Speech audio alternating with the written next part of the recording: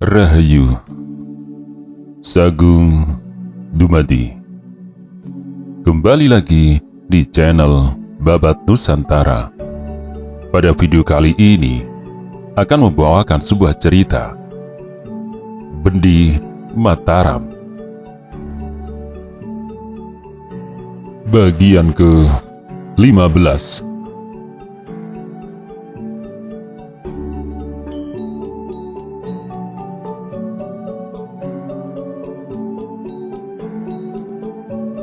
Jagasara Denta menutup mata, tak tahan ia menyaksikan kemenakannya, akhirnya mati begitu hina. Tetapi justru saat ia menutup mata, datanglah bahaya. Ia diterjang beberapa orang serdadu, pundaknya tersabet pedang, ia terkejut dan cepat-cepat melesat pergi. Wiropati segera datang menolong, ia merampas kuda dan menghampiri cepat. "Lompat!" teriak Wiropati, tetapi Jagasara Denta menderita luka yang cukup parah. Dadanya mulai terumuri darah, kepalanya pusing berputaran, tangannya menggapai. Untung Wiropati tahu keadaannya, disambarlah tangan itu dan ditarik ke atas. "Tembak! Tembak!"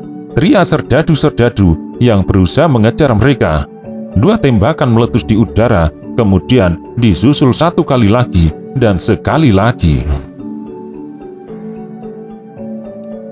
Sapartina kaget waktu kena sambar si pemuda. Ingat akan anaknya, ia mendekapnya kencang. Ia menutup mata, terasa hawa panas menusuk dirinya. Tetapi hanya sekejap, itulah waktu dia dibawa terbang. Si pemuda melintasi api yang menyala-nyala sekitar rumah. "Akan kau bawa kemana aku?" ia memekik. Si pemuda tidak menjawab, dia hanya membekam mulutnya, kemudian berhenti sejenak. Sanjaya digendongnya di atas punggung. Sedang dia berdiri, segera dipapah tanpa dapat berdaya sedikit pun. Sapartina kaget dan ketakutan. Ia sedih dan lelah pula. Seharian tadi, dia sibuk bekerja di dapur, memasak 4 ekor ayam. Kemudian, datanglah malapetaka itu. Suaminya bertempur melawan orang-orang Banyumas, dan pada petang hari, terjadi pulalah peristiwa perebutan pusaka. Kejadian demikian belum pernah dialaminya selama hidup 22 tahun di dunia. Sekarang mendadak dia dipapah seorang, sedang anaknya nampak sangat ketakutan. Saking takutnya sampai tak bisa berteriak atau menangis. Ia terharu, sedih, pedih, kesal dan kaget. Karena rumum gejolak hati, ia jatuh pingsan. Malam hari bergantilah pagi. Berlahan-lahan ia membuka mata. Pertama-tama yang nampak di depan matanya adalah atap sebuah kamar. Dirinya terang berada di dalam kamar, berselimut dan berbaring di atas dipan. Ia menoleh, dilihatnya Sanjaya tidur mendengkur. Hatinya dingin oleh rasa syukur. Mendadak ia mendengar langkah lembut. Sapartina berpaling cepat. Di tepi dipan berdiri seorang pemuda yang memandangnya dengan wajah manis. Pemuda itu berkata lembut padanya, "Kau terlalu lelah, kenapa bangun sepagi ini?"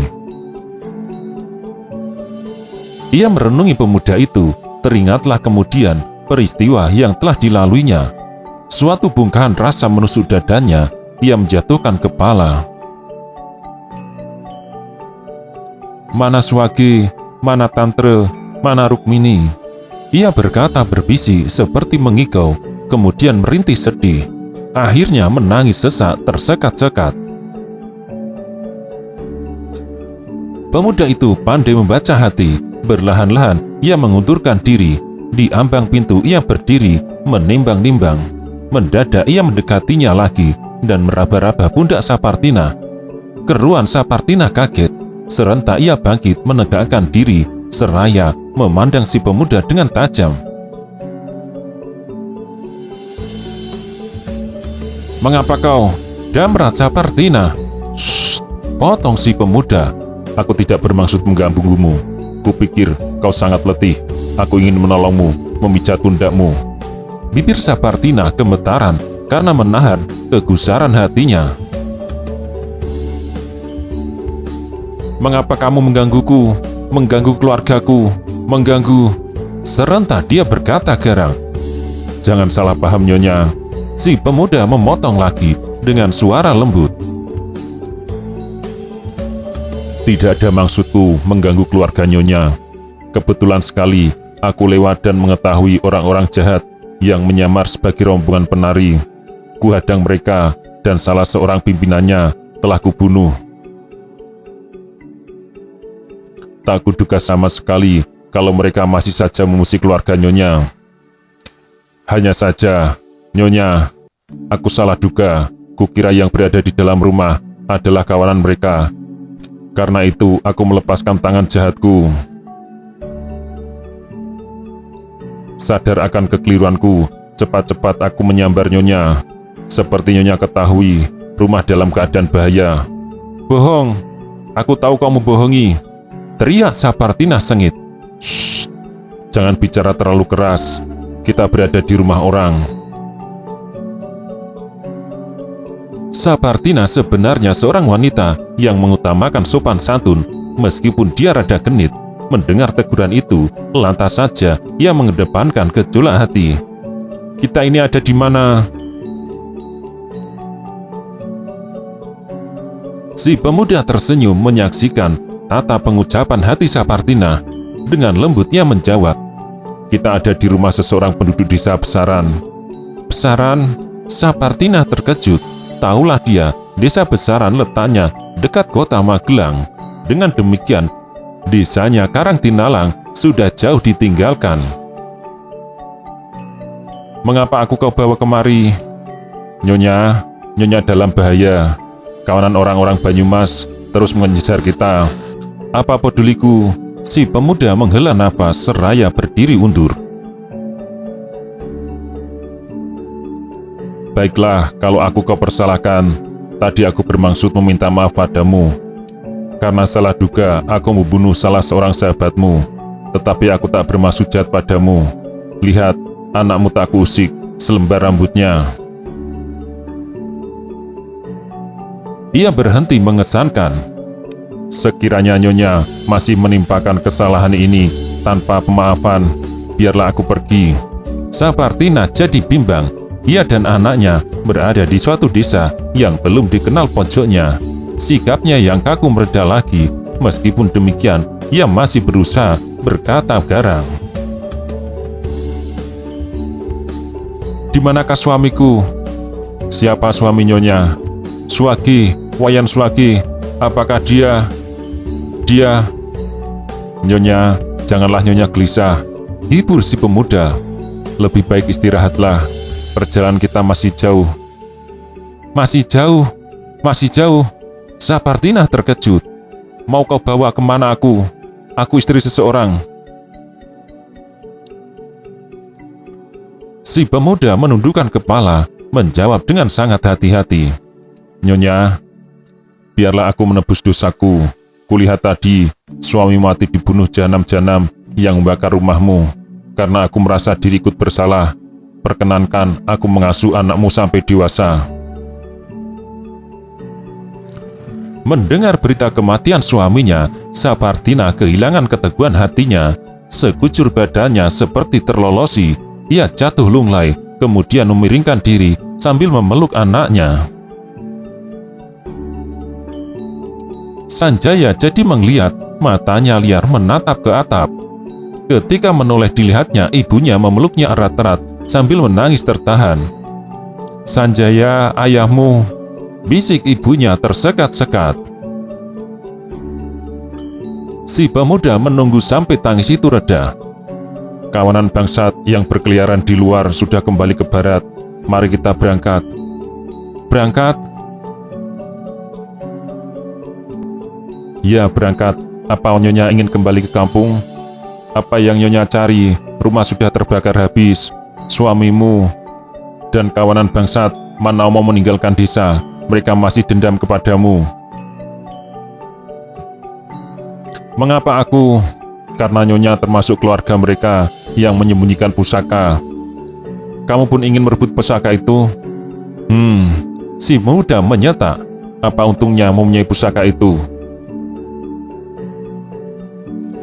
Terasa dalam hati nurani Sapartina kalau si pemuda berbohong sejak tadi, tetapi kata-katanya manis dan enak didengar. Selain itu, bisa menyejukkan hatinya. Si pemuda meninggalkan kamar. Mau tak mau Sapartina membangunkan anaknya. Hati-hati ia membimbing anaknya keluar kamar. Di depan pintu, dua orang perempuan menyambutnya dengan sangat hormat. Mereka menunjukkan kamar mandi yang terbuat dari dinding keropos. Kamar mandi itu berada di samping rumah. Sapartina membasuh mukanya. Tak ingin dia mandi, seolah-olah begitulah cara dia menyatakan duka cita atas kematian suaminya. Sanjaya pun tak dimandikan pula. Di luar rumah, si pemuda meninggalkan beberapa keping uang perak kepada pemilik rumah. 2 ekor kuda telah tersedia. Sapartina dan Sanjaya datang dengan pandang berteka-teki. Si pemuda menyambut kedatangannya dengan ramah. Ia menghampiri Sanjaya. Kedua tangannya diulurkan. Entah bagaimana, Sanjaya tiba-tiba maju mendekati. Segera ia dibopong. Sapartina hendak mencegah, tetapi si pemuda membisiki, "Maafkan aku, Nyonya. Dengan lancang terpaksa aku mengakui Nyonya istriku dan dia." Sapartina berubah wajahnya menjadi merah jambu. Untung pemilik rumah menduga lain. Ia menduga mereka berdua lagi membisikkan kata-kata berjumbu. Dengan penuh kasihan, si pemuda menolong menaikkan Sapartina di atas pelana. Kemudian ia sendiri bersama Sanjaya naik ke atas kuda lainnya. Begitulah, maka mereka meneruskan perjalanan. Sepanjang jalan Sapartina mulai menebak-nebak diri si pemuda. Pikirnya, orang ini dihormati penduduk sepanjang jalan. Siapa dia? Sapartina tak tahu kalau uang dapat pula menjunjung derajat dan martabat. Tetapi, memang penduduk yang bersua dengan si pemuda lantas saja pada menyibak. Yang mengenakan caping di atas kepala buru-buru membuka sambil mengangguk. "Sebenarnya kemana aku mau ke bawah?" tanya Sapartina. "Yang penting sekarang kita membebaskan diri dari incaran kawanan bangsat," jawab si pemuda. "Kalau keadaan sudah tenang kembali, perlahan-lahan kita cari jenazah suamimu. Kemudian aku akan mencari sarangan kawanan bangsat itu untuk menuntut balas dendam. Coba kalau tidak ada mereka, tak bakal aku salah duga, sehingga harus berbuat jahat kepada seorang sahabat Nyonya." Sapartina lemah hatinya. Ia rada genit, karena itu gampang tertarik oleh kata-kata mesra. Lagi pula hati dan otaknya sederhana. Tak dapat ia menduga-duga seseorang lebih mendalam. Sekarang mendengar omongan si pemuda yang beralaskan, ia malahan bersyukur dalam hati.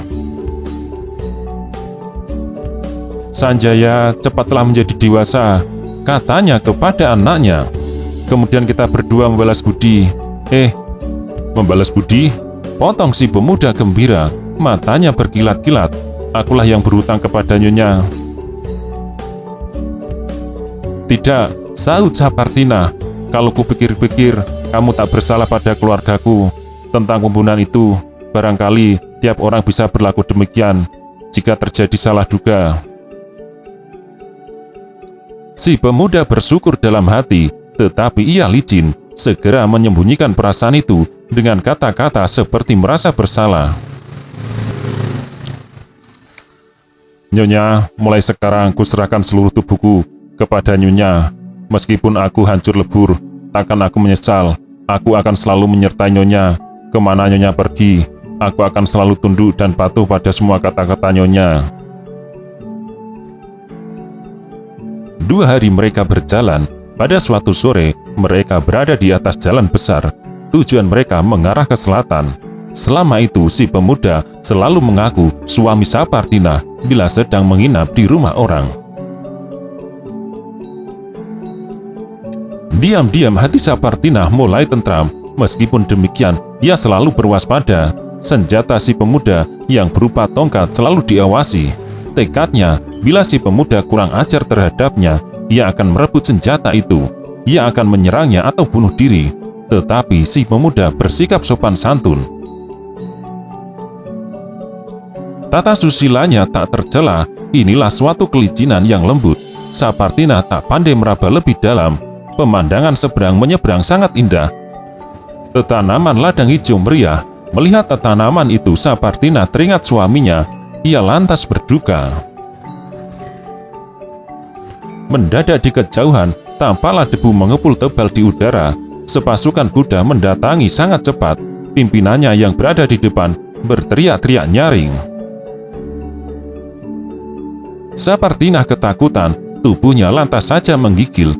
Kesan malapetaka yang menimpa ketentraman rumah tangganya mengamuk dalam dirinya. Tanpa sadar, ia lantas menjajari kuda si pemuda.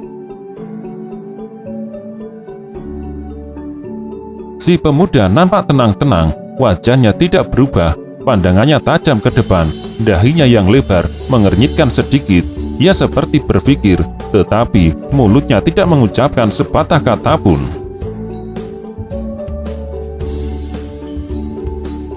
Pasukan kuda dengan cepat telah berada di depan mereka. Serentak kuda-kuda lari berpencaran dan mengepung. Sapartina takut bukan main. Ia menoleh kepada si pemuda mencari kesan. Tetapi si pemuda tetap tenang. Ia bahkan menjejak perut kudanya dan berlari maju. "Siapa pimpinanmu?" serunya nyaring. Sapartina heran melihat keberaniannya. Diam-diam perhatiannya terhadap si pemuda bertambah baik. Pada waktu itu perjalanan mereka mencapai batas kerajaan Yogyakarta. Pasukan berkuda itu adalah pasukan pengiring raja dari Yogyakarta. Begitulah tak kala mereka mendengar seruan si pemuda, sekonyong-konyong terjadilah suatu perubahan. Kuda-kuda berlari berputaran. Salah seorang yang berkuda di antara mereka lantas menghampiri. "Siapa yang berani kurang ajar ini? Apa kau termasuk kawanan perusuh?" bentaknya. "Kawanan perusuh macam apa?" Si pemuda heran. "Kamu dari pasukan mana?" "Kami dari pasukan raja, sedang mengejar beberapa kawanan perusuh penentang raja." Si pemuda memotong sambil menegakkan tubuh. "Sekarang tebak siapa aku. Jangan kau berteka-teki. Siapa sudi mendengarkan omonganmu?" "Keparat, kamu mengaku pasukan pengawal dari raja. Kelompok mana? Kelompok Pangeran Natakusuma atau Ratu Kencana Wulan? Bilang!" "Bangsat!" maki orang itu. Pandangannya mencurigai si pemuda. "Pasti kamu tadi masuk ke istana kepatian." Si pemuda kini menjadi kaget. Pandangannya berubah. Ia merogoh suatu benda sambil memperhatikan benda itu. "Kau bisa membaca tidak? Kau bisa mengenal tanda ini tidak?" Mendadak setelah melihat benda itu, orang itu lantas saja meloncat dari kudanya. Dia terus bersujud, tubuhnya agak gemetaran. Maaf, hamba kira siapa? Kiranya Pangeran Bumi Gede." Sapartina yang menyaksikan peristiwa itu dari jauh terguncang hatinya. Apa artinya ini semua? Selama dalam perjalanan, ia ragu pada si pemuda yang masih asing baginya. Kalau ia ikut serta semata-mata karena merasa diri tidak berteman dan berkeluarga lagi, mau kemana? Ia merasa diri menjadi seorang janda kini. Rasanya tabu mengikuti seorang pemuda. Tetapi di luar dugaan, sikap pemuda itu lembut dan berkesan keningrat-ningratan. Mendadak sekarang dengan mata kepalanya sendiri, ia menyaksikan bagaimana pemimpin pasukan berkuda itu lantas saja meloncat dari kudanya dan bersujud. Terdengar kemudian orang itu berseru nyaring, "Semuanya turun, Pangeran Bumi Gede." Mereka berkuda cepat-cepat meloncat dari atas kudanya. Semuanya lantas mendekat dan berdiri hormat. "Pangeran Bumi Gede, Biki Sapartina, siapa dia? Ia mencoba menebak-nebak. Gusti, sebenarnya hambamu patut dihukum, kata seorang itu. Tapi kami mendapat perintah Gusti Patih Danurejo untuk mengejar seorang perusuh yang menyusup ke istana kepatian. Siapa jahanam itu?